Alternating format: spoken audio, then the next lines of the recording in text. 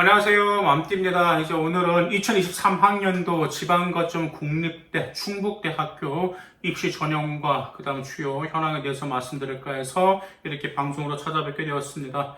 먼저 이 충북대학교 같은 경우는 2022학년도에서 여러분들 아시다시피 많은 좀 변화가 있었죠. 왜냐하면 면접 자체가 없어졌다라면요. 자, 어떤 주요 사항이 있었는지 보실까요? 자, 학생부 종합 1과 학생부 종합 2가 있죠. 그 다음에 소프트웨어 우수자 인재 전형이 있는데 약간씩 증가하였습니다, 학종이.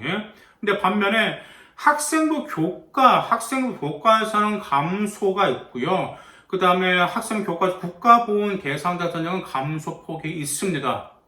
그 다음에 학생 교과자 사회적 배려 대상자 전형이 2022학년도에서 51명을 선발했는데 2023학년도에 폐지가 돼버렸어요. 근데 뭘로 바뀌었냐면 경제 배려 대상자 전형이 있습니다. 2022학년도에 학생부 교과에서 경제 배려 대상자 전형 2022학년도에서 선발하지 않았거든요. 근데 2023학년도에서는 52명 선발하고 있기 때문에 참조하시기를 바라겠습니다. 자, 그래서 이제 수시 같은 경우는 68.4%를 선발하고 있고요. 정시는 31.6%로 선발하고 있습니다. 자, 그 다음에 여기서 이제 우리가 하나 좀 이제 보실 게 있는데요. 이제 아까 사회적 배려 대상자 전형 같은 경우가 뭘로 바뀐 경제 배려 대상자 전형이라고 했었잖아요. 그래서 이제 경제 배려 대상자 전형에는 이제 여러분들 충북대학교 그게 이제 해당하는 걸 보면 아시겠지만 사회적 배려 대상자 전형하고 똑같다 그렇게 보시면 될 것 같습니다. 자, 그 다음 학생부 종합 전형 정원 내 모집 비율을 보게 되면 학생부 종합 1 전형이 506명을 선발하고 학생부 종합 2 전형이 209명 선발하고 있고요. 소프트웨어 우수 인재 전형이 30명을 선발하고 있습니다.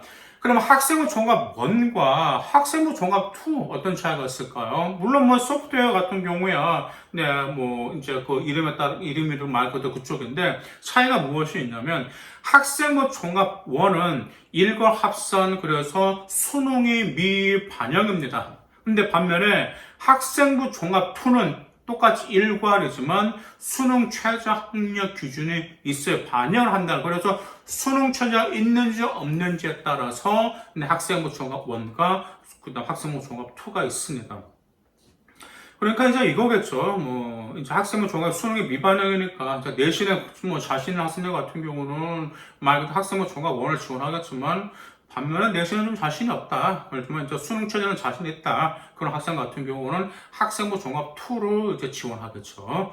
자, 하지만 일괄 합산이다 보니까 서류 평가는 우리가 무시할 수 없습니다. 자, 서류 평가 같은 경우는 지금 이 소프트웨어도 마찬가지로 이 세 가지를 평가하고 있거든요. 전문성과 그다음 인성과 그다음 적극성 이 세 가지를 평가하고 있습니다. 그래서 이 점은 이제 어떻게 서류 평가하는 건지는 이제 조금 이따 방송 이후에 말씀드리도록 하겠습니다.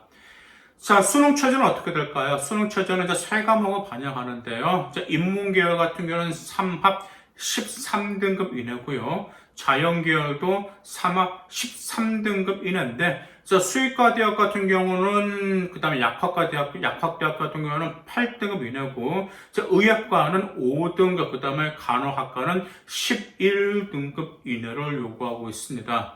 자, 수능 반영 방법도 있습니다. 인문계 같은 경우는 국어, 수학, 탐구 다 반영하는데, 이제 수학과 같은 경우, 통계학과, 수학교육과 같은 경우는 국어와 수학은 무조건과 기하만 반영하고 있고요. 탐구는 과학만 반영하고 있습니다. 그 외에도 수능 반영이 학과마다 차이가 다 있고, 충북대 같은 경우는 다 지정을 해놨거든요. 근데 이제 이겁니다. 똑같아요. 보통 이제 인문계열 같은 경우는 과탐과 사탐 선택할 수 있고, 그 다음 수학 같은 경우도 확률 같은 거 선택할 수 있잖아요. 반면에 자연계열 같은 경우는 확통이 아니라 위촉분과 기하 선택하셔야 되고, 그 다음에 이제 탐구 같은 경우는 사탐 아니고 과탐 선택하는 거잖아요. 그래서 그 점 참조하시길 바라겠습니다. 그 다음에 반영 비율이 있습니다. 수능 영역별 반영 비율이 있는데, 인문, 국어 30%, 수학 20, 영어 20, 탐구가 30% 차지하고 있어요. 그래서 이제 여기서 약간 좀 아이러니할 수도, 보통 이제 인문계열 한다고 하면 보통 이제 국어 30, 영어 30 그렇게 생각할 수 있거나 하지만 수학과 영어 20%고요. 자연계열 국어 20, 수학 30, 영어 20, 탐구 30, 자연계열 역시 수학과 탐구가 60%를 차지하고 있습니다. 저는 충북대학교 어떻게 서류 평가할까요?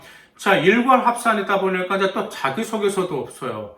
면접도 없어요. 단랑 생활기록부 하나로 여러분들의 충북대를 지원하실 필요가 있는데, 자, 서류평가자 전문성은 50%를 차지하고 있고, 인성 및 적극성도 50%를 차지하고 있는데, 전문성에서는 딱 두 가지를 평가하고 있습니다. 전문성에서는 학업 역량과 전공 적합성 이 두 가지를 평가하고 있어요.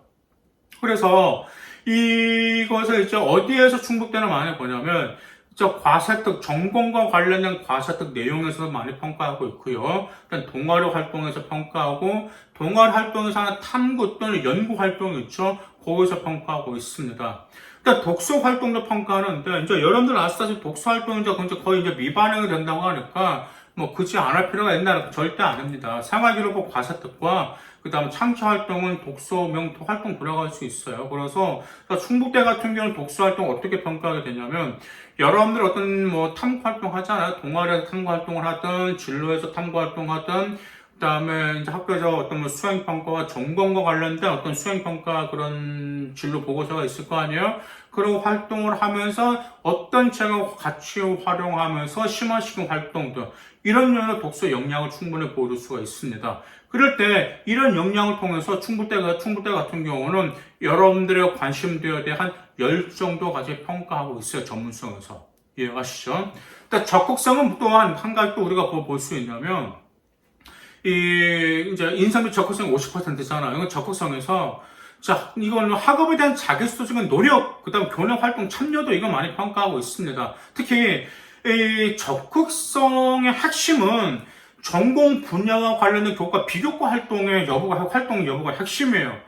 그냥 자기가 활동했다가 아니에요. 동아리 활동에서 자기가 수도적으로 활동하고, 생활기록부를 보더라도 자기가 나서면서, 그 다음에 수도적으로 나서면서 했던 활동들, 그런 활동을 통해서 여러분들의 적극성을 평가하고 있다는 점, 그 점 기억하시기 바라겠습니다. 자, 인상 같은 경우는 창체 활동과, 그 다음에 행특에서 평가하고 있습니다. 그래서 리더십, 책임감, 공동체의식, 배려심을 평가하고 있는데, 제가 한 가지 말씀드릴게요. 행특 같은 경우가 단지 인성만 나온다라고 생각하시는 분들이 계시는데, 인성만 평가하지는 않습니다. 그 학과마다 요구하는 인지사항이 있어요. 그게 기계공학이면 기계공학과에서 요구하는 인지사항, 전공 적합, 그 다음에 명문학과, 경영, 학과마다 요구하는 인지사항이 있단 말이에요. 근데 인지사항 각각 약간 틀립니다. 또한 인지사항에서 요구하는 역량과 인성도 차이가 약간 있어요. 그래서 그런 점 여러분들이 아셔야 돼요. 왜? 그 학과에서 요구하는 그 인재상 역시 행태에도 반영될 필요가 있기 때문이죠. 그 학과 인재상 궁금하시면 밑에 댓글을 달아주시면 거기 답변을 제가 달아드리도록 하겠습니다.